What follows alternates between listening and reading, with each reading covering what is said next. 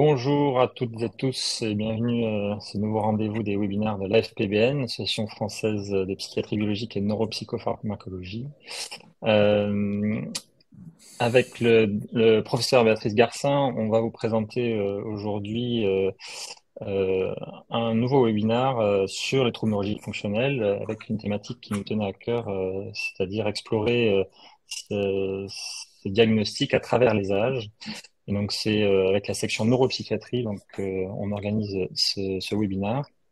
Et donc, on aura la chance d'avoir trois intervenants un petit peu partout en France qui vont nous parler pour le professeur Castelnau, qui est professeur de neuropédiatrie à Tours, des troubles fonctionnels en pédiatrie, des particularités chez l'adulte avec le docteur Axel Garib, qui est psychiatre à Lyon, et des particularités du sujet âgé avec le docteur Ismaël Conegero, qui est psychiatre sur le CHU de Nîmes, rattaché au CHU de Montpellier.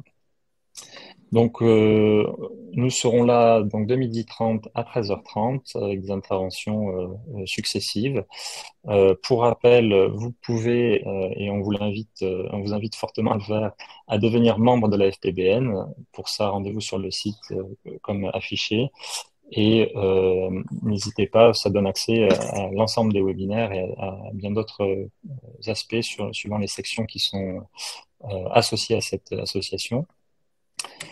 Pour les questions que vous auriez et qui viendraient au fur et à mesure des présentations, n'hésitez pas à les poser dans l'onglet qui est prévu à cet effet. On essaiera d'y répondre dans un temps dédié à la fin des trois interventions consécutives.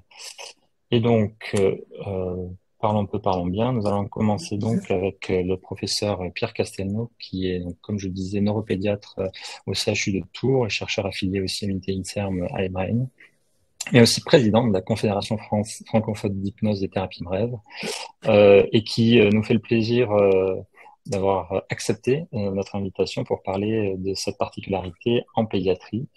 Et je lui laisse tout de suite la parole.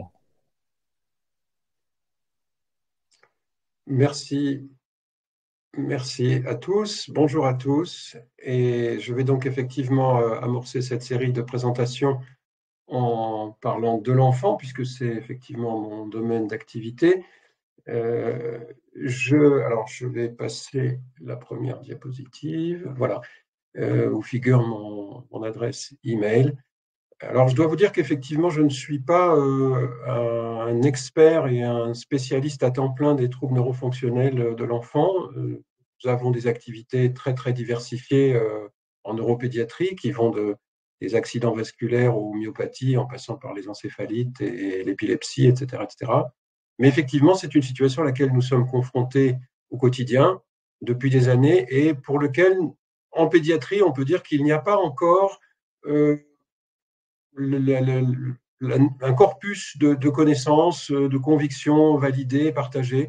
Et c'est encore un domaine qui reste assez approché au cas par cas. Alors c'est vrai que dans notre cas, effectivement, et c'est probablement pour ça que je suis là avec vous aujourd'hui, c'est un sujet qui nous intéresse beaucoup et je vais essayer au travers de cette courte présentation de vous donner un aperçu peut-être un peu, entre guillemets, iconoclaste, peut-être un peu différent de ce que les gens ont l'habitude d'entendre dans le domaine des troubles neurofonctionnels, en élargissant énormément le cadre de lecture et le diaphragme de vision sur l'ensemble des choses. Je vais vous emmener dans les cavernes d'Australopithèque pendant quelques instants et effectivement vous montrer qu'on pourrait concevoir que tout cela n'est pas, ces troubles neurofonctionnels ou TNF ne sont pas nécessairement une maladie, comme on peut le lire parfois et l'entendre et le voir dans certaines sources, mais en réalité témoignent du réel mode de fonctionnement du psychisme humain. Et je vais commencer tout de suite. Alors, mes conflits d'intérêts sont là. Je fais partie depuis longtemps de l'association Hyper Super, les enfants hyperactifs. Je suis responsable de commission au sein de la Société française de neuropédiatrie. Je suis formateur au sein du centre Hypnosium et président de la CFHTB et membre du board d'Alexion, qui est la branche maladie rare d'AstraZeneca. Alors, ce qu'on peut évoquer, comme je l'ai dit, de manière assez, comme ça, très humble, et en pédiatrie, nous avons une approche pour l'instant encore assez humble sur le comportement de ces enfants. Je ne sais pas ce qu'on dirait une équipe de pédopsychiatres, mais en ce qui nous concerne en neuropédiatrie, nous sommes confrontés aux troubles fonctionnels à longueur de journée, puisque bien souvent, et en particulier dans l'épilepsie, on ne voit pas de lésions avec les examens d'imagerie dont nous disposons aujourd'hui. Peut-être qu'un jour, on aura des techniques d'imagerie qui nous permettront de voir fonctionner les canaux ioniques des synapses, et qu'à ce moment-là, ce qui aujourd'hui nous apparaît comme fonctionnel ou non lésionnel, le sera avec des outils plus performants. Donc, je pense que quand on fait aujourd'hui, on parle de troubles neurofonctionnels, on fait référence à ce que nous, on appelle assez souvent les troubles somatoformes ou les troubles psychosomatiques, où de toute évidence, l'enfant n'a pas de lésion organique, mais un conflit intrapsychique qui fait que le corps sert de caisse de résonance, comme le dit Antonio Damasio, à l'esprit. Alors, nous sommes entraînés en pédiatrie au fait que l'enfant n'est pas nécessairement le malade et qu'il peut être le porteur d'un conflit, enfin, d'une famille ou d'un couple ou d'un environnement dysfonctionnel, donc toujours avoir un regard systémique, que lorsque l'on demande plus ou moins implicitement à l'enfant de choisir entre papa et maman, c'est un conflit de loyauté qui fait que cette dissonance cognitive va s'exprimer par le corps et que, enfin, le conflit, enfin, le déclenchement des symptômes peut être parfois extrêmement anodin. J'ai coutume de dire que ça peut être la mort d'un poisson rouge, mais qui effectivement, pour l'enfant, dans son environnement, dans sa logique interne, est aussi importante que la perte d'un frère ou d'un grand-père ou d'une grand-mère.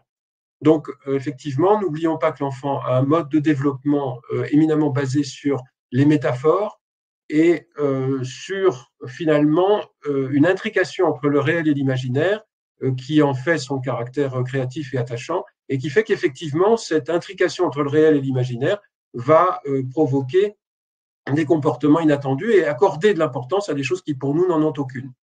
Donc, nous, on fait toujours très attention à se mettre au niveau de compréhension, et d'autant plus si l'enfant est très jeune. Bien sûr, c'est pas du cinéma. On est bien d'accord que les enfants se retrouvent piégés dans un comportement dont ils n'ont pas forcément la maîtrise et dont nous devons, j'allais dire, leur fournir une sortie honorable. Les symptômes ne sont effectivement pas consciemment provoqués. Il y a même parfois une indifférence de la part de l'enfant, voire même un déni. Et donc, il faut faire très attention dans l'approche qu'on peut avoir. Et annoncer quelque chose de psychosomatique avec les mots adaptés à l'enfant n'est pas forcément le gage d'une compréhension et d'une adhésion au projet thérapeutique. Ensuite, on a des données aujourd'hui qui suggèrent qu'il y a effectivement des modalités de transmission de l'information qui sont exagérées sur le plan on va dire, du réglage émotionnel des événements vécus, des expériences vécues. Et donc, effectivement, on est tenté de se tourner vers des approches thérapeutiques qui permettent de régler des émotions exagérées ou inappropriées par rapport à un vécu expérientiel factuel. Alors, simplement pour ajouter le fait que nous, enfin, en tant que chercheurs, en tant que neuropédiatres et spécialistes de l'enfant, formateur en hypnose, je considère que nous en sommes encore au Moyen-Âge.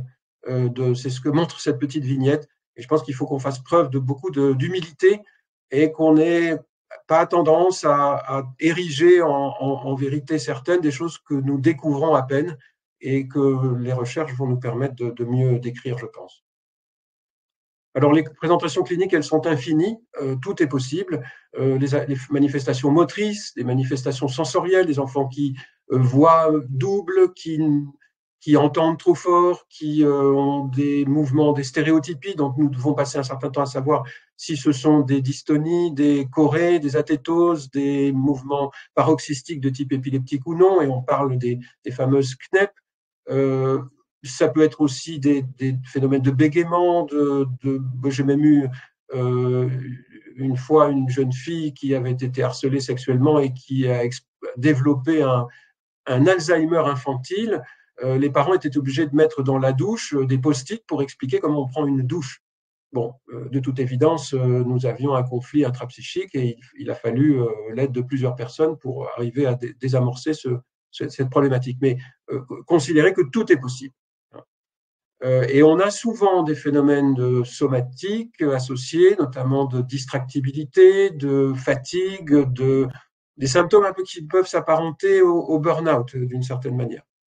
Et on a en ce moment un environnement social qui est éminemment anxiogène, vous le savez.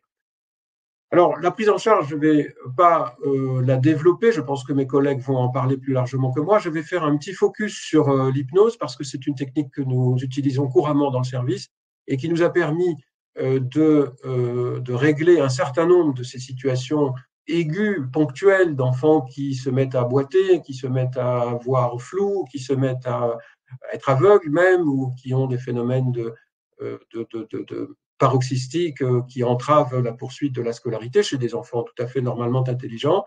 Il y a eu bien sûr des histoires mémorables d'agressions, de menaces par des parents pervers, maltraitants. Enfin, il y a toutes sortes de situations.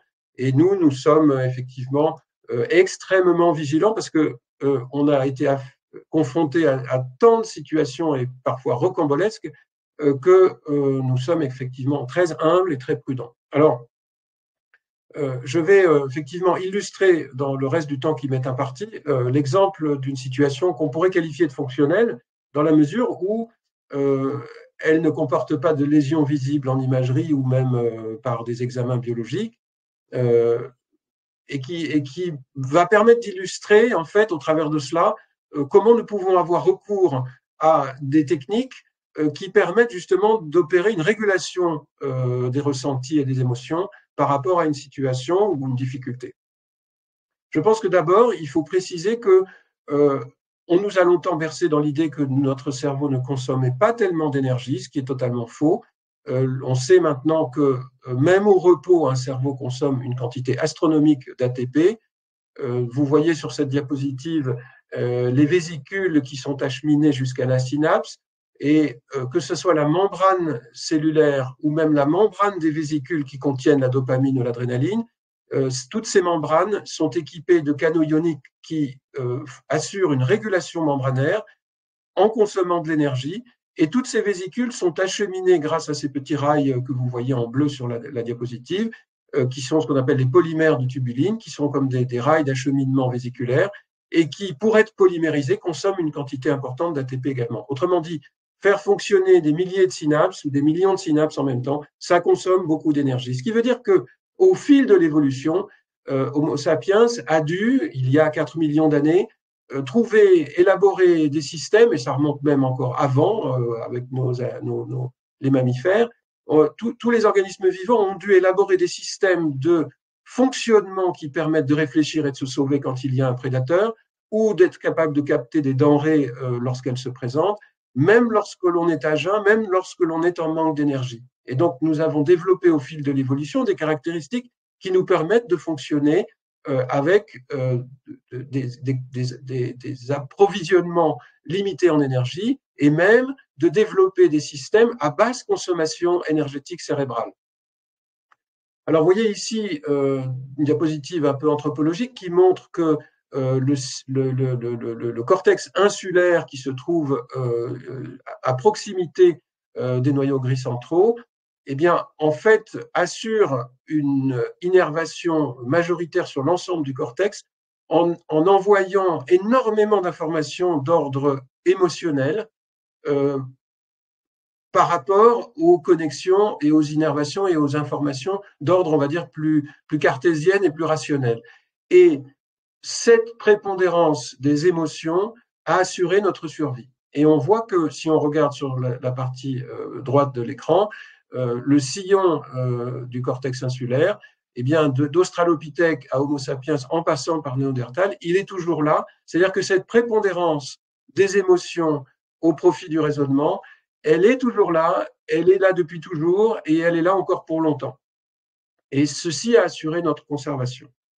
Alors, aujourd'hui, les neurosciences commencent à comprendre le fait qu'il n'y a pas que les neurones qui réfléchissent, que les cellules gliales et la substance blanche jouent un rôle majeur dans les phénomènes d'apprentissage et de cognition, et également que ces systèmes de fonctionnement cérébraux, en fait, se sont calés, ont sélectionné des modalités de réflexion et de raisonnement qui consomment peu d'énergie, c'est-à-dire qu'il y a beaucoup d'erreurs qui sont commises, mais ces erreurs sont autocorrigées en permanence. Et les sociologues et les psychologues nous ont appris beaucoup de choses, les artistes avant nous, sur le fait que le cerveau, il est 80% irrationnel, 80% émotionnel, et c'est ça qui a assuré notre survie et notre capacité à capter les denrées et les subsistances là où il y en avait.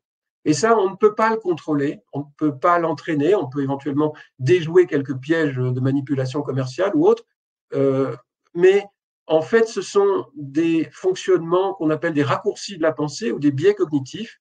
Et je pense qu'il est très important de passer par ce cheminement de biais cognitifs pour comprendre comment fonctionne un cerveau et comment un cerveau peut se mettre dans des situations inextricables où effectivement le corps sert de caisse de résonance à un conflit intrapsychique. Alors, je ne vais évidemment pas avoir le temps de faire une conférence sur les biais cognitifs, même si ce sont des éléments très très importants pour comprendre le fonctionnement du psychisme humain. Il y a des biais de survie, de possession, de jugement et de décision. Je vais vous en donner quelques exemples, mais avant, je voudrais bien repréciser cette littérature très importante que l'on doit à des chercheurs éminents, comme par exemple Daniel Kahneman, psychologue américain, prix Nobel d'économie sociale, qui nous explique très bien et comme d'autres auteurs, ces systèmes de fonctionnement psychique. Alors, on va utiliser le titre de son livre très connu, Système 1, Système 2, les deux vitesses de la pensée, dont je vous encourage la lecture. Également le livre d'Olivier Sibony qui s'appelle Vous allez commettre une terrible erreur et qui détaille très clairement les biais cognitifs. Je pense que nous avons besoin d'explorer, de comprendre et de maîtriser cette littérature pour mieux comprendre les troubles fonctionnels. Alors, le système 2, on s'en sert assez peu, on s'en sert quand on en a besoin, il consomme beaucoup d'énergie, on le convoque quand vraiment la situation est complexe, mais en réalité, c'est le système 1 qui est très utilisé, qui va l'être de plus en plus dans un monde où l'attente, le délai et la patience ne sont plus de mise. Ce système s'active en moins de 10 millisecondes et effectivement, nous n'avons même pas conscience que nous l'activons lorsque nous réglons les situations courantes de manière automatique, en acceptant de faire des erreurs et en les corrigeant en permanence dans un système d'autocorrection. Alors voilà quelques exemples de biais. Si vous voyez un bâton dans la forêt, vous allez avoir éventuellement tendance à vous en écarter et vous allez avoir tendance, quand vous entrez dans une pièce, à repérer les issues de sortie et vous allez avoir tendance à continuer des comportements dont vous savez qu'ils sont problématiques, mais vous continuez parce que vous désengagez pose problème. Alors, donc, je vais passer rapidement puisque je vois que mes collègues montent sur scène, donc ça veut dire que mon temps est un peu compté. Je regarde mon chronomètre, effectivement. Et donc, je vais vous montrer très rapidement par 2-3 diapositives l'utilisation que nous pouvons faire de la compréhension de ces phénomènes. Utiliser ces biais dans le soin. Les troubles de l'attention, je vais aller vite, les troubles de l'attention mettent en jeu le dysfonctionnement de plusieurs réseaux cérébraux. Il est inutile de retenir et d'apprendre tout ce qui est indiqué là, c'est simplement les données de la recherche. Et effectivement, lorsque l'on a ces réseaux cérébraux à grande échelle qui dysfonctionnent, c'est ce que nous enseigne la science sur ces troubles fonctionnels, eh bien, on finit par avoir un dysfonctionnement des réseaux à grande échelle qui ne collaborent plus très bien les uns avec les autres. Le problème, c'est que ces réseaux-là sont à l'origine du fonctionnement de la conscience, du fonctionnement de nos perceptions de nous-mêmes et de notre environnement, et que si ces réseaux dysfonctionnent depuis le départ, on finit par avoir une anomalie de la perception de soi au fil du temps. Et l'empilement des perceptions de soi erronées aboutit, ça a été notre hypothèse de travail, à une perturbation de l'estime de soi. Comme il n'existe pas de médicaments pour corriger l'estime de soi et la renforcer, de stimulant de l'estime de soi, eh bien nous avons fait appel à des techniques de reprogrammation des émotions et des représentations de soi, et en particulier l'hypnose, dont vous voyez sur cette diapositive les structures qui sont activées lorsque l'on est en transe hypnotique. Alors, je ne vais pas détailler cela trop longtemps. Nous utilisons effectivement à un moment donné de la prise en charge des techniques de renforcement de l'estime de soi, ce qui permet d'aller chercher les ressources motivationnelles du sujet et effectivement de substituer à un moment donné un stimulant artificiel de l'attention par un stimulant naturel qui est la motivation.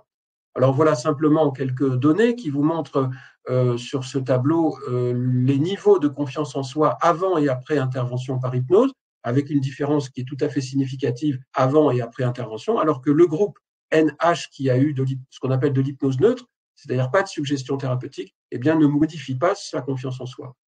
Ici, on voit le résultat d'amélioration de l'estime de soi avant et après intervention, et même 2 ans après, ce qui montre que ces techniques sont efficaces dans le temps et ne s'estompent pas au bout de quelques heures ou quelques jours. Ainsi, en conclusion, pour l'exemple que j'ai choisi aujourd'hui, le TDAH n'est évidemment pas un effet de mode. On s'interroge sur le transport énergétique cérébral. Il faut bien sûr des diagnostics fiables, mais on peut, avec des techniques qui sont basées justement sur la régulation fonctionnelle, reprogrammer des situations et aboutir à des résultats tout à fait spectaculaires. Voilà. Si vous voulez en savoir plus, je vous invite au forum que nous organisons à Bordeaux au mois de mai, le forum de la CFHTB, et vous pouvez vous inscrire à mes formations si vous le souhaitez sur les coordonnées indiquées ici. Je vous remercie. Merci beaucoup pour cette présentation passionnante et je pense qu'il soulèvera des questions. Donc, n'hésitez pas à poser vos questions pendant les présentations des orateurs. Et puis, j'introduis très rapidement Axel Garib. Donc, Axel est psychiatre. Elle a créé, je pense, le premier programme de prise en charge des troubles neurologiques fonctionnels à Lyon au sein du centre bipolaire. Et donc, il y a une très grande expérience de cette pathologie. Je te laisse la parole. Bonjour tout le monde. Donc, je vais vous présenter les particularités psychopathologiques des troubles neurologiques fonctionnels chez les personnes qui sont adultes en illustrant ma présentation par des histoires cliniques de 5 patients et en espérant que ce sera parlant pour vous. Alors, la première situation est celle de Chloé. Chloé, elle est étudiante et elle souffre de douleurs cervicales et d'une fatigue chronique. Elle n'a pas informé son université de ses difficultés et donc elle ne bénéficie d'aucune adaptation dans le cadre de ses études. Elle peut passer des heures et des heures à taper ses écrits sur ordinateur très tard le soir et elle y passe d'autant plus de temps qu'elle est distractible et qu'elle perd très facilement le fil de ses pensées. Chloé, ça fait 2 jours qu'elle passe au lit parce qu'elle vient d'aider son amie Lisa à son déménagement. Elle savait que ce serait difficile pour elle de concilier ses obligations universitaires avec le déménagement de son amie, mais il lui paraissait inenvisageable de ne pas proposer son aide à son amie. Après 2 jours passés au lit, elle se remet enfin au travail. Elle a des douleurs cervicales qui sont extrêmement intenses. Elle décide de porter un collier cervical pour limiter les douleurs et surtout dans le but de travailler plus longtemps. Et elle se sent très angoissée parce qu'elle s'est fixée comme objectif de terminer son travail ce soir, alors qu'il lui reste a priori quelques jours pour rendre son écrit. Alors voilà pour cette première situation. Donc Chloé qui souffre de douleurs chroniques comme 55 à 70% des patients avec troubles neurologiques fonctionnels. Les douleurs partagent des facteurs précipitants et aussi des corrélats neuronaux avec les troubles neurologiques fonctionnels. Et on retrouve essentiellement des patientes avec un niveau socio-économique qui est assez bas et des personnes qui ont été exposées à un traumatisme physique ou psychique. Chloé, elle souffre d'une fatigue chronique comme 60 à 95% des patients, donc c'est très supérieur à la population générale. Ça concerne donc la fatigue physique, la fatigue mentale, la fatigue affective, la fatigabilité aussi des performances. Elle a des troubles cognitifs comme 85% des patients avec TNF, et ici en particulier des troubles de l'attention puisqu'elle est distractible et qu'elle a du mal à suivre, à maintenir le fil de ses pensées. Concernant son fonctionnement de personnalité, Chloé, elle est dans un schéma d'abnégation. Ça veut dire qu'elle a tendance à faire passer les besoins des autres avant ses propres besoins, ce qu'on retrouve aussi très fréquemment chez les personnes qui souffrent de troubles neurologiques fonctionnels.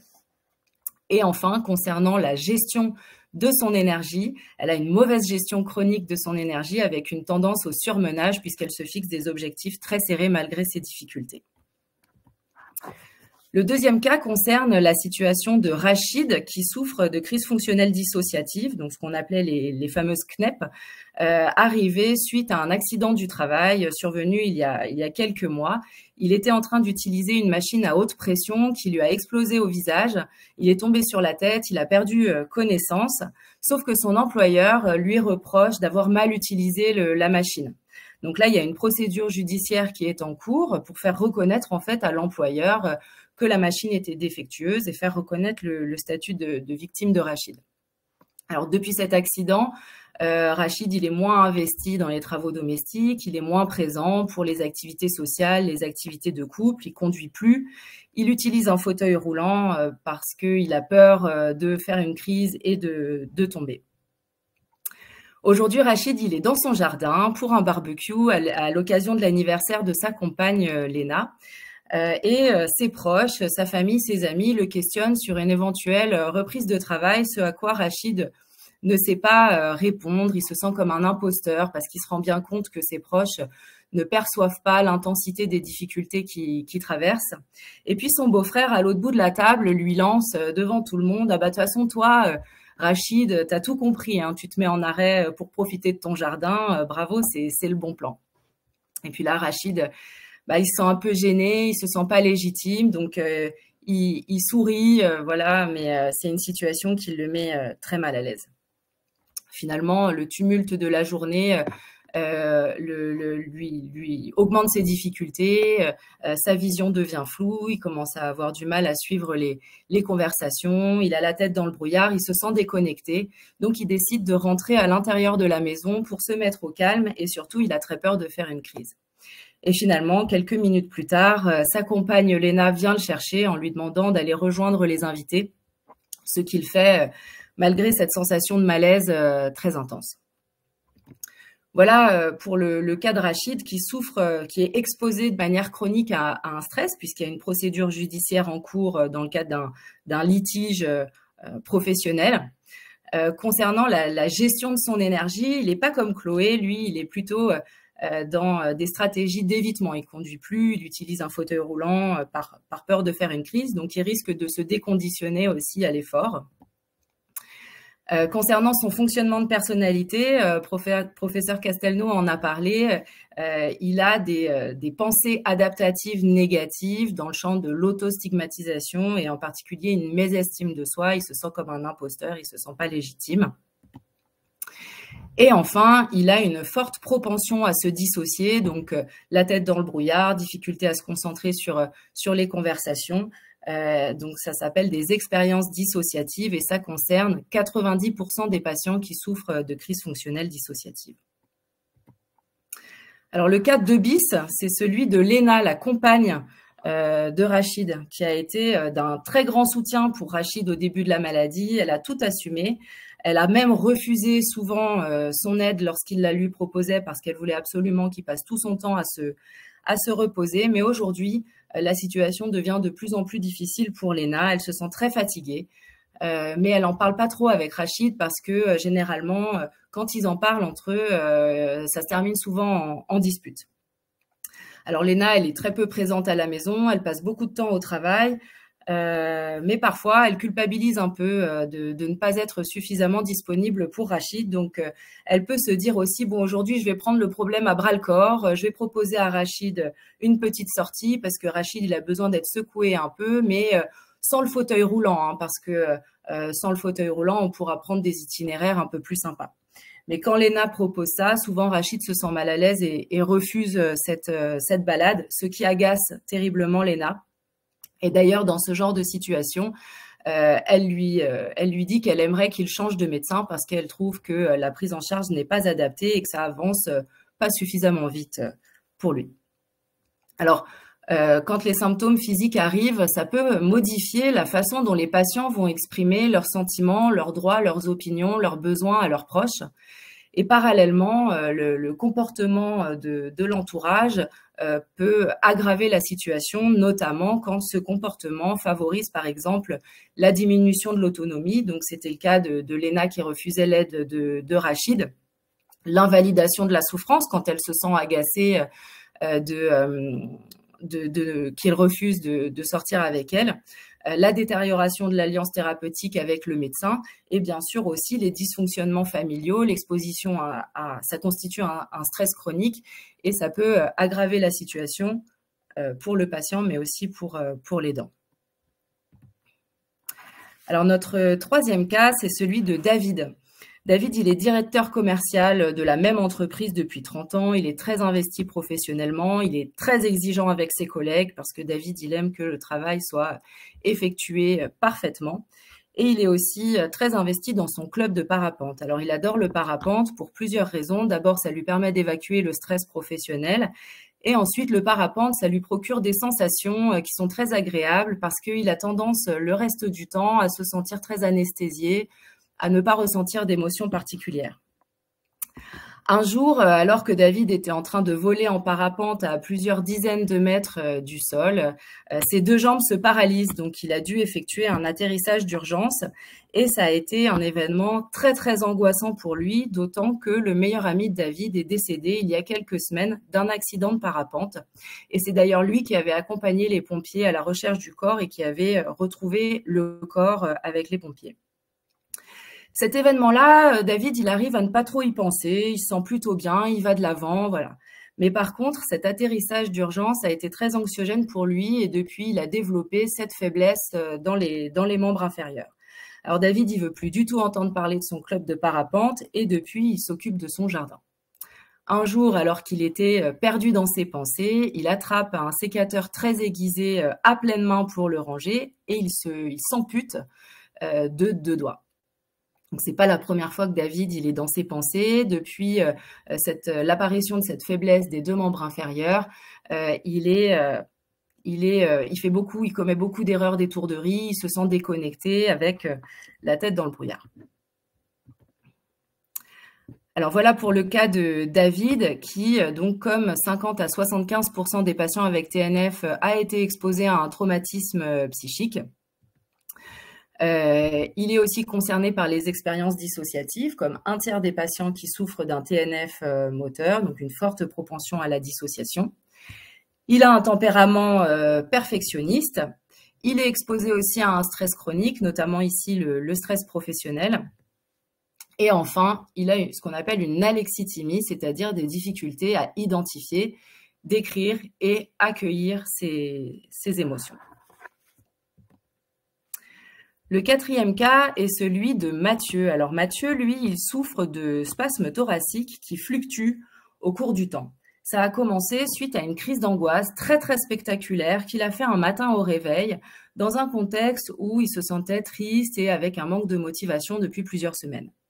Malgré cette perte d'énergie, Mathieu, il est très investi dans ses obligations familiales et notamment, il accompagne son fils qui souffre d'un TDAH à tous ses rendez-vous.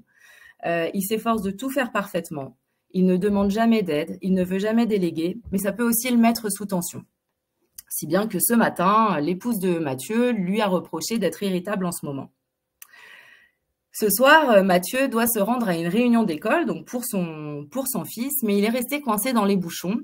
Et donc, il a peur d'arriver en retard à la réunion. Et ça le met sous tension parce que Mathieu, il déteste arriver en retard et trouve que c'est incorrect. Donc, il se demande s'il va oser rentrer dans la salle de réunion. Finalement, il se gare. Il entre dans la salle de réunion et il commence à ressentir une oppression thoracique très importante avec des spasmes de plus en plus fréquents, une respiration saccadée, très bruyante. Il scrute le regard des autres parents et il a l'impression qu'on l'observe. Il se dit, mon Dieu, les gens vont se demander ce qui me prend. Et finalement, il est tellement perturbé par la situation qu'il décide de quitter la réunion plus tôt. Parce qu'il n'arrive plus de toute façon à se concentrer sur ce qui est dit. Alors en quittant la réunion, il est encore plus déçu de lui-même et il redoute aussi la réaction de son épouse qui n'aura pas eu les infos. Alors Mathieu, il souffre probablement d'un épisode dépressif caractérisé comme 42% des patients avec TNF moteur. Dans la gestion chronique de l'énergie, il est plutôt, lui, dans le surmenage, puisqu'il s'efforce à respecter ses engagements familiaux malgré sa perte d'énergie. Il est exposé à un stress chronique parce qu'il est l'aidant principal de son fils, qui souffre d'une pathologie chronique. Il a probablement un tempérament perfectionniste. Et il est aussi exposé à un dysfonctionnement familial, on peut supposer, puisque sa compagne lui reproche son irritabilité, malgré toute l'énergie qu'il dépense pour accompagner son fils. Donc voilà pour la situation de Mathieu. Et enfin, le cas de Justine. Alors Justine, elle se réveille sur un brancard dans le couloir des urgences et elle se rend compte qu'elle vient de faire une crise fonctionnelle dissociative.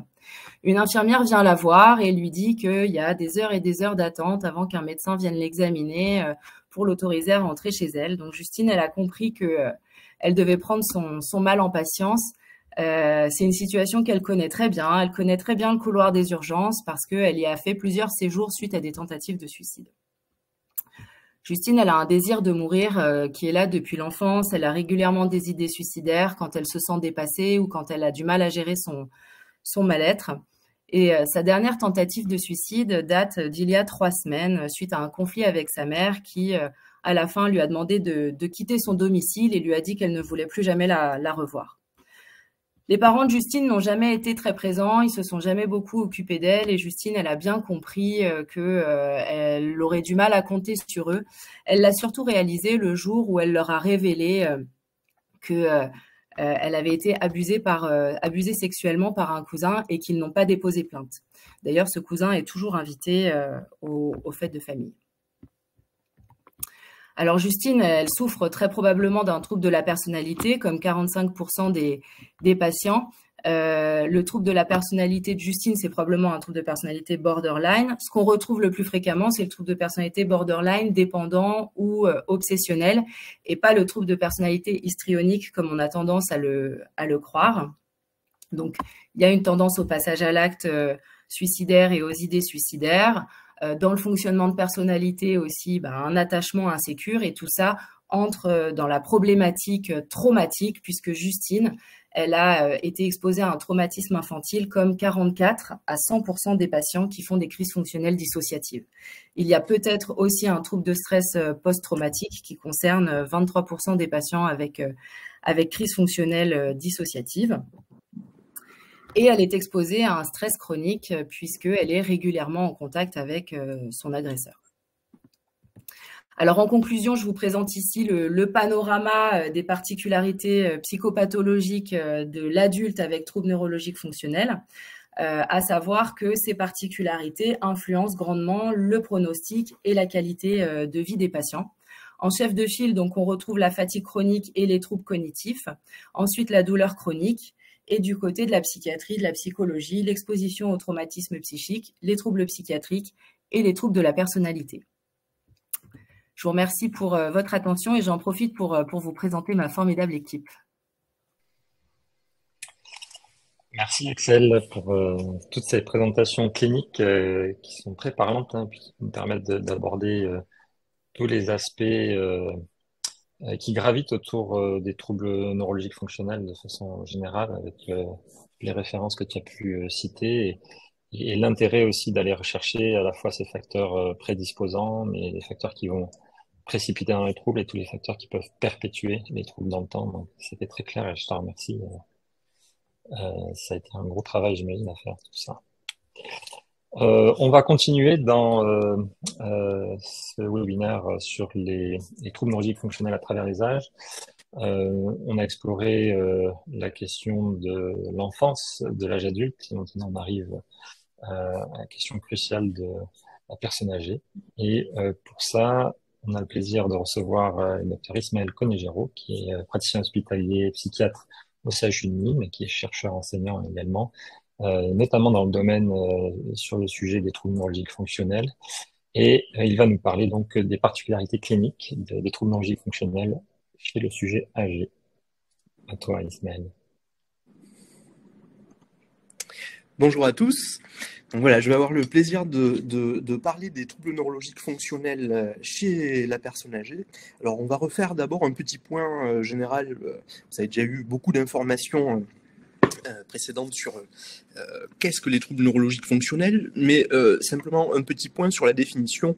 Donc ces troubles concernent des troubles de la motricité volontaire, des fonctions sensitives, sensorielles, qui ne sont pas compatibles avec les tableaux cliniques ou la neuroanatomie neurologique connue, classique, qui entraînent une altération du fonctionnement significative avec des symptômes qui peuvent être aigus ou persistants, une inconstance, une inconsistance interne, c'est-à-dire une variabilité des symptômes en fonction du contexte, une dissociation automatico-volontaire parfois, une distractibilité des patients, une consistance externe qu'on a déjà évoquée qui correspond au fait que ces troubles ne sont pas expliqués par la neuroanatomie parce qu'on connaît de la littérature neuroanatomique.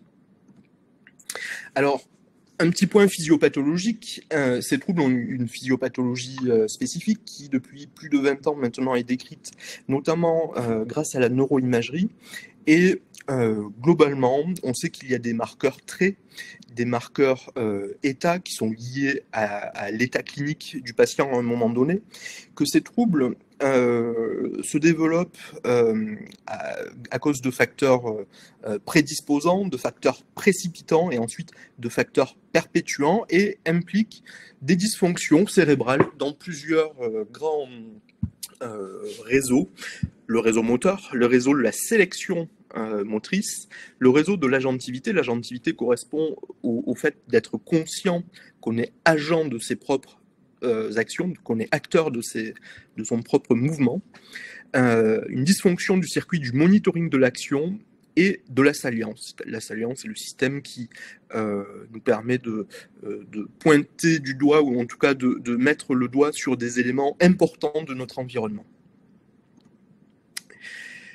Les études, une grande étude de suivi a été publiée dans Brain en 2019 et les études de suivi à 14 ans montrent que le pronostic des troubles neurologiques fonctionnels est parfois sévère, avec une mortalité, vous le voyez, qui est non négligeable, qui dépasse 10%, comparée à la mortalité des patients avec troubles neurologiques organiques, qui est de 18%. La différence entre les deux populations, entre les patients avec troubles neurologiques fonctionnels et troubles organiques, est que les décès sont plus liés à d'autres affections chez les patients avec troubles neurologiques fonctionnels qu'à une affection primitive neurologique.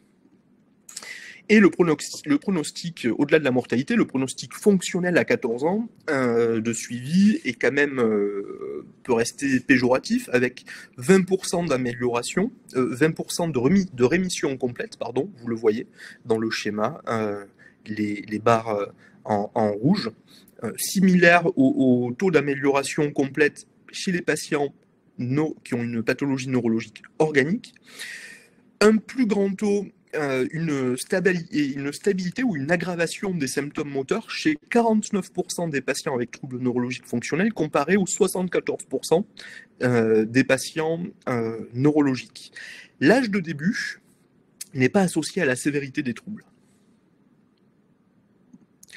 Alors les troubles neurologiques fonctionnels, habituellement, on les décrit beaucoup chez les enfants, chez les sujets d'âge moyen, mais en fait, c'est une pathologie qui est fréquente, qui existe chez les personnes âgées. C'est pour ça qu'on voulait faire ce focus aujourd'hui.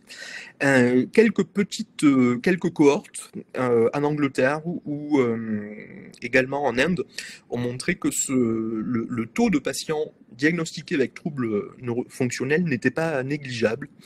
La cohorte de gauche en Angleterre montre que 20% des patients hospitalisés dans un service de rééducation gériatrique souffrent de troubles neurologiques fonctionnels, avec un âge moyen de 77 ans, une prépondérance de femmes, 45% d'hommes, et une sortie retardée chez 13%, chez 13 patients, donc 13% des patients.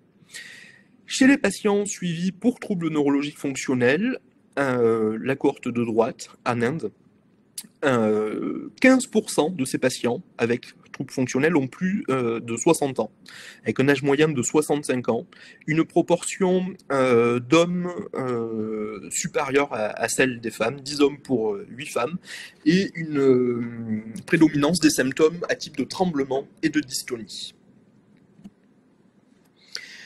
Une étude parue dans la revue Movement Disorder a comparé les patients avec une troisième étude a comparé les patients avec troubles neurologiques fonctionnels de plus de 60 ans versus les patients de moins de 60 ans. On retombe sur les proportions qu'on vient d'évoquer, avec 21% des patients ayant plus de 60 ans. des patients avec troubles neurologiques fonctionnels en service de neurologie ayant plus de 60 ans. La caractéristique de ces patients plus âgés est que le diagnostic est plus souvent retardé. Il y a plus de facteurs déclenchants organiques, mais ce résultat-là n'est pas significatif. Si on regarde le tableau, il y a plus de troubles de la marche chez les plus de 60 ans que chez les moins de 60 ans, et plus de crises non épileptiques psychogènes, mais cela n'apparaît pas significatif. Une quatrième étude réalisée en service de neurogériatrie montre que, on va passer directement au tableau de droite, qui est important, montre que quand on compare des patients gériatriques, qui ont des troubles neurologiques fonctionnels versus des patients qui ont des troubles neurologiques organiques, le taux de rémission, le taux d'amélioration des symptômes est identique. Ils ont été mesurés par l'index de Bartel et l'index SPPB.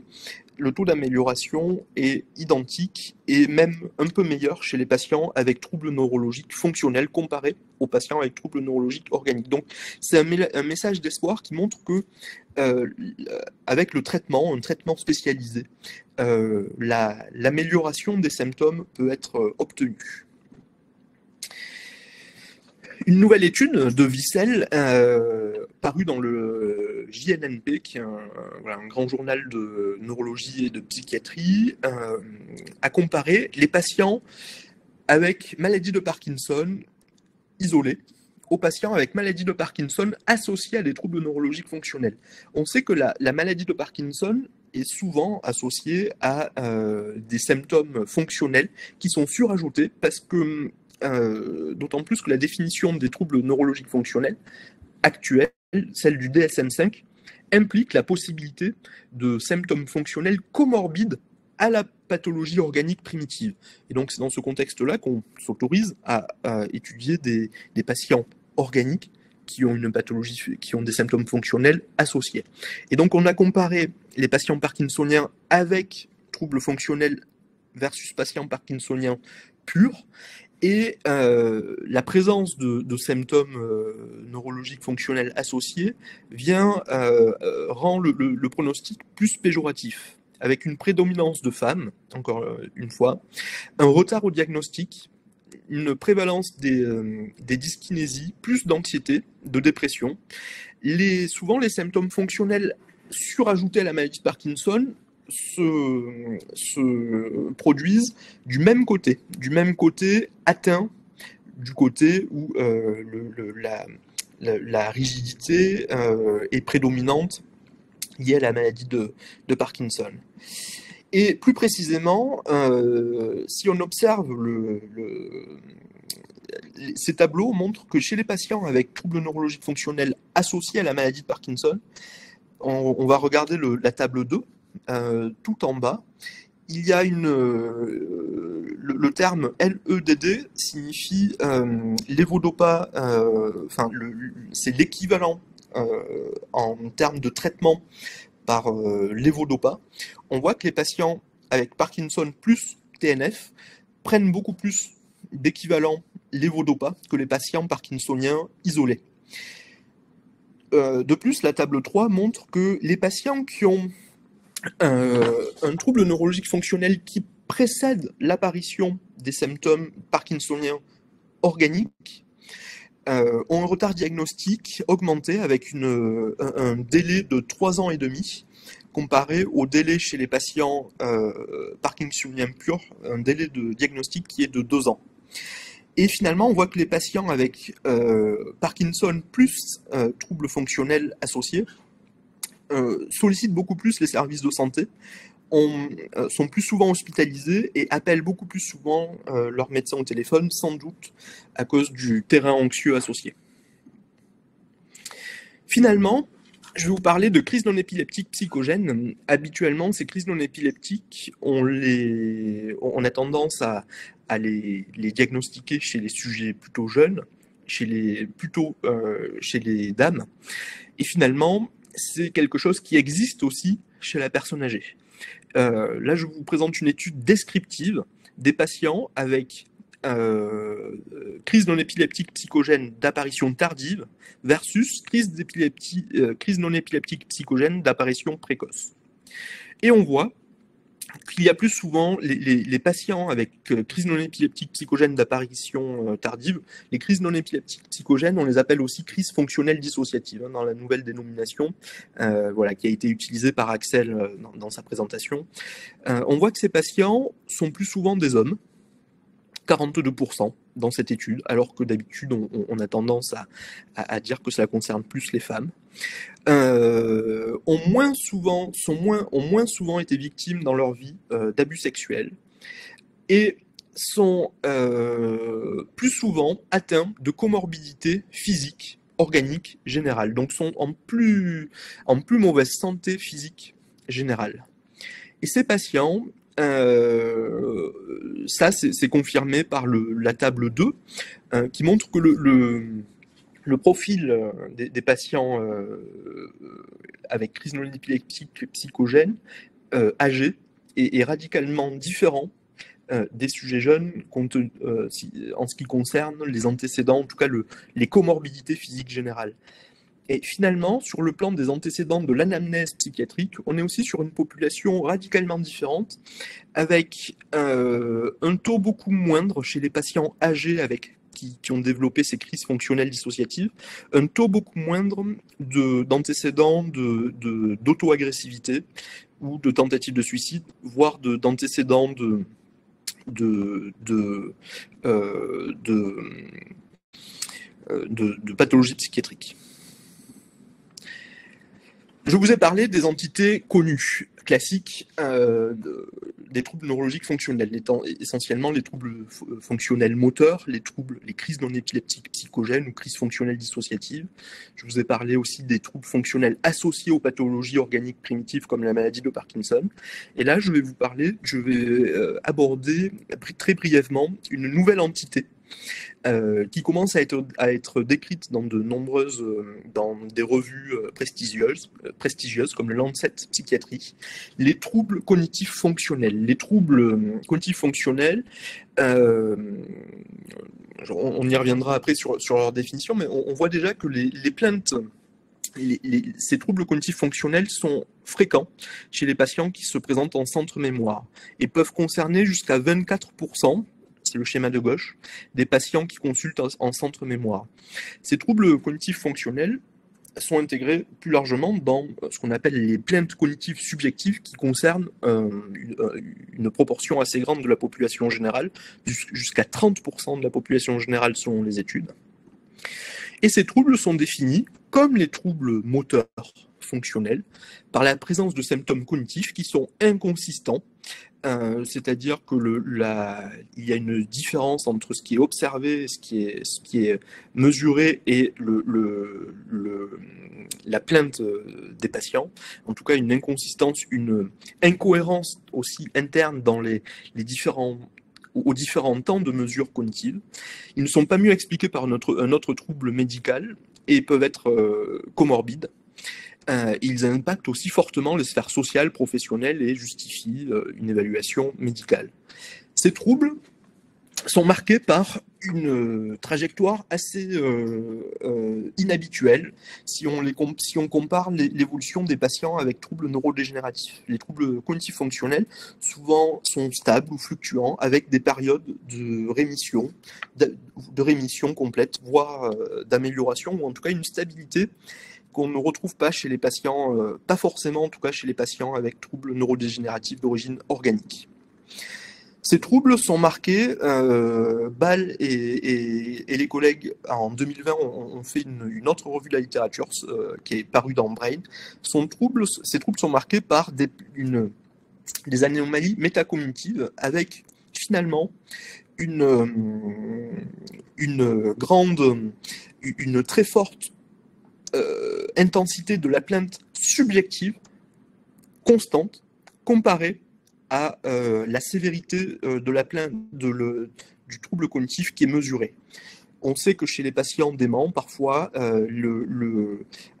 quand l'atteinte cognitive est très sévère, la plainte subjective diminue, ce qu'on voit sur ce schéma complètement à droite, alors que chez les patients avec troubles cognitifs fonctionnels, l'intensité de la plainte subjective est constante, ce qui témoigne d'anomalies, en tout cas métacognitives, en tout cas de la conscience, d'anomalies de la conscience des troubles, une augmentation de la conscience de certains dysfonctionnements qui peuvent être transitoires. Et j'en finis avec un nouveau modèle qui est proposé par Mac Virter dans le Lancet Psychiatrie pour ces troubles cognitifs fonctionnels qui finalement ne sont... La plainte subjective cognitive associée à ces troubles cognitifs fonctionnels est détachée du schéma classique, de la continuité classique établie entre plainte subjective, troubles cognitifs, MCI et démence. On va détacher cette plainte cognitive fonctionnelle de cette trajectoire neurodégénérative et finalement en faire une pathologie à part pour pouvoir mieux la reconnaître et mieux la diagnostiquer. Quel est l'intérêt de diagnostiquer les troubles neurologiques fonctionnels chez la personne âgée? Finalement, les troubles fonctionnels chez la personne âgée sont à l'origine d'une perte d'autonomie qui est potentiellement réversible. Donc il est très important de pouvoir la repérer. Reconnaître ces symptômes dans leur spécificité permet d'apporter un diagnostic positif au patient et pas simplement un diagnostic d'élimination. Et finalement, ça permet au patient de s'approprier ces symptômes et de mieux les comprendre.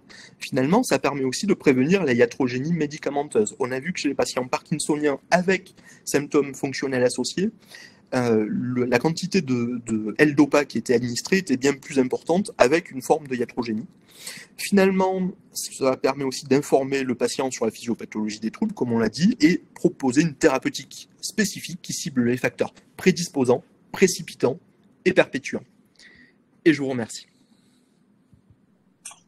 Merci Ismaël et merci à nos trois intervenants pour ces différentes présentation des troubles neurologiques fonctionnels à travers les âges. Il nous reste quelques petites minutes pour essayer de répondre aux questions qui ont été déposées dans l'onglet correspondant. Peut-être on va commencer avec le professeur Castelnau, une question du docteur Wevel pour la question des quel type de suggestions hypnotiques actives on pourrait proposer aux enfants, du coup là, qui présenteraient des troubles neurologiques fonctionnels. Oui, effectivement, je viens d'essayer de répondre à la question, mais à laquelle il est difficile de répondre en quelques lignes dans le chat et là dans ce webinaire.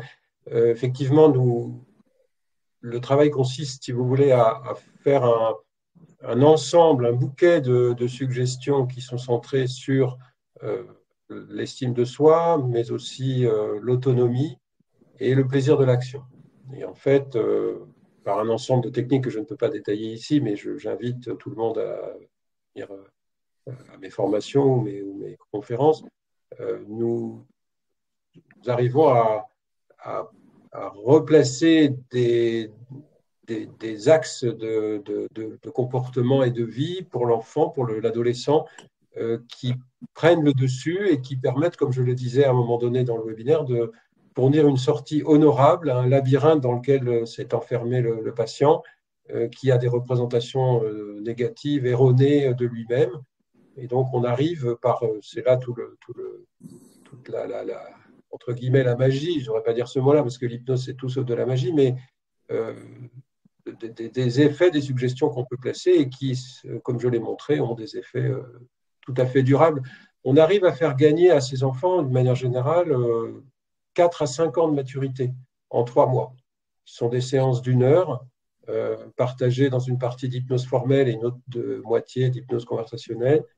Et effectivement, gagner 4 ans de maturité à 13 ans, ça change la trajectoire. Ça change la trajectoire et surtout le devenir académique du jeune et son insertion dans la société. Mais venez aux formations. Alors, j'ai une deuxième question qui est plus pour Axel, mais en fait aussi pour Pierre et Ismaël. C'est Émilie qui nous demande, j'aurais souhaité savoir s'il a été noté la présence de troubles des apprentissages, troubles 10, troubles attentionnels, troubles de la latéralité. Je pense qu'on peut aussi rajouter troubles du spectre autistique peut-être, comme facteur prédisposant à l'apparition du trouble neurologique fonctionnel. Est-ce que vous auriez des petits éléments de réponse ? Oui, alors concernant les troubles des apprentissages, effectivement, les troubles 10 ont été identifiés comme des facteurs qui prédisposent à l'apparition d'un trouble neurologique fonctionnel. On retrouve aussi chez certains de nos patients des comorbidités type TDAH et troubles du spectre de l'autisme. Il y a des chevauchements symptomatiques entre le trouble neurologique fonctionnel et ces pathologies-là. La co-occurrence commence à être documentée, mais c'est vrai qu'on n'a pas encore suffisamment de données, et en tout cas pas de données vraiment chiffrées pour pouvoir le quantifier, mais effectivement, ça fait partie des facteurs qui prédisposent aux troubles neurologiques fonctionnels. J'invite d'ailleurs ceux et celles qui sont intéressés par ça d'aller voir les travaux des Italiens, notamment de l'équipe de Martini qui aborde cette question-là. Il y a en gros entre 10 et 15% des patients qui vont avoir un TDAH. Sur la question de l'autisme, les pourcentages vont varier en fonction des études, mais avec des corrélats assez intéressants sur la manière dont le niveau d'énergie peut être géré. C'est pour aussi faire le lien avec ce que disait le professeur Castelnau. Ou sur le vécu de la sensorialité dans le cadre des troubles du spectre de l'autisme. On arrive sur la fin de ce webinaire. Je remercie encore une fois nos trois intervenants pour leurs différentes présentations. Merci. Et à toutes et tous de vous être connectés pour ce webinaire. Je vous rappelle encore une fois que vous pouvez devenir membre de la FPBN assez simplement. Rendez-vous sur le site et tout y est bien expliqué. Et je vous invite également à vous inscrire pour la prochaine session des webinaires de la FPBN qui se passera donc le jeudi 9 novembre de la section NPP et de la SF3PA sur la prévention de la iatrogénie médicamenteuse en psychiatrie de la personne âgée. Encore merci à toutes et tous et je vous souhaite une bonne fin de journée. À très bientôt. Merci à tous. Au revoir. Au revoir.